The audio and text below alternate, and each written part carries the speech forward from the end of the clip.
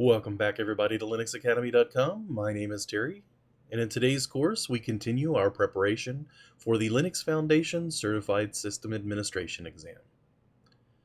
So this is part 2 for our network administration video on configuring network services to start automatically at boot. In our previous video we covered the new systemd way, which is modern distributions way of managing system level services. Now, as we talked about in our previous video, whether it's network or otherwise, system services are managed largely the same depending on the system service type that we are using.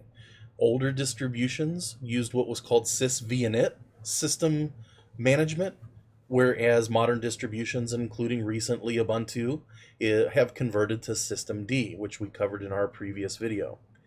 Now, for those of you who may be, for any variety of reasons, using a little bit of an older distribution, particularly Red Hat or CentOS in the 5 or 6 arena that's still under support, you'll still be using the sysvinit method of managing system processes.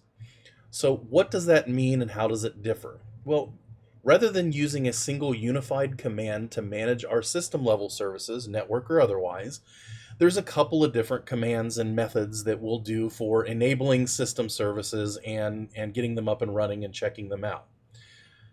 So what we're logged into a CentOS 6 system, which unlike 7 does not use systemd and it uses sysvinit. Well, for consistency, we'll use a network service that is not dependent on running all the time for our Linux Academy lab servers to run correctly, so we're going to use telnet. So like we did in our previous video, we're going to simply do, let's go ahead and log in as root. It'll just make things easier for us as we go forward. And I obviously need to put in the right root password. And we're going to do a yum install telnet-server. And the telnet server will actually update what's necessary for the server itself to run. And then we'll double check and make sure the telnet client is also installed on our system. So we'll just do a yum install telnet, and it says that the telnet client is ready. Now, for a sysvinit system, does that automatically start my telnet service? Well, there's a couple of things we can do to check. We can do, if we do a check config, which is the equivalent of a systemctl in systemd or a systemctl status, check config should give us the status at various run levels of all the system services on our system.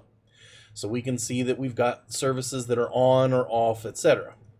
If we scroll down, we should be able to find SSHD, which tells us it's on run levels 2, 3, 4, and 5, but off on 0, 1, and 6.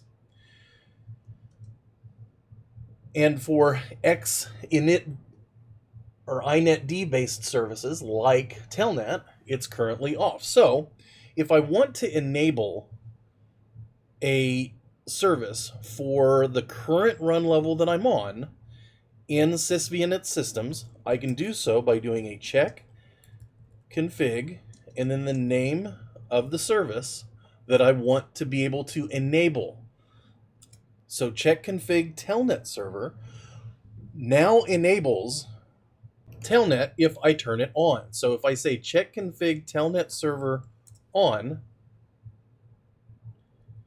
then it would enable the service if it was indeed called telnet-server.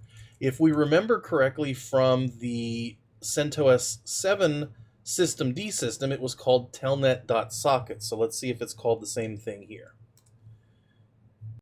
Oh, but if you remember correctly, when we did the check config, let's run check config here, we found the telnet service called telnet within xinetd. So some of the network services that are available on sysvinit systems are managed by xinetd.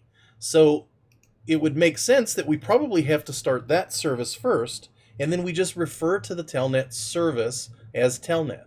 Now, just because we are enabling a network service by enabling 2 services does not necessarily mean that we need to do that every time. You just need to know what the service dependencies are, and when we installed our service, back here at the beginning, we did install the telnet server and the dependency xinetd. So we just need to be aware of the dependencies of our system services. So if we do a check config, we would want to enable xinetd on, and then we actually want to start it. So we'll do a service xinetd start, which tells me that it successfully started the inetd service. And then we'll repeat that for the telnet network service, check config telnet on, and then we'll do a service telnet start. Will everything that's configured in the inetd start the telnet service? So now if we do a check config and we do a more, if we go down to here, telnet is actually started. And that's because the telnet service in this case is managed from within the xinetd. So if we do a telnet on localhost, we can see that we can log in using a username and password that's procured for this particular system. And then we'll log out. So in order to disable telnet network service on this, I'm disabling the xinetd network service using the sysvinit commands. So if we do a check config on xinetd, and then we turn it off, and then we do a service xinetd stop, which stops my service, and I can verify with a telnet localhost, which tells me that the connection is now refused. So it's a little bit different for managing services on a sysvinit system. We're going to be using the check config and the service commands in order to start network or any other service on boot and to manage how we start and stop it.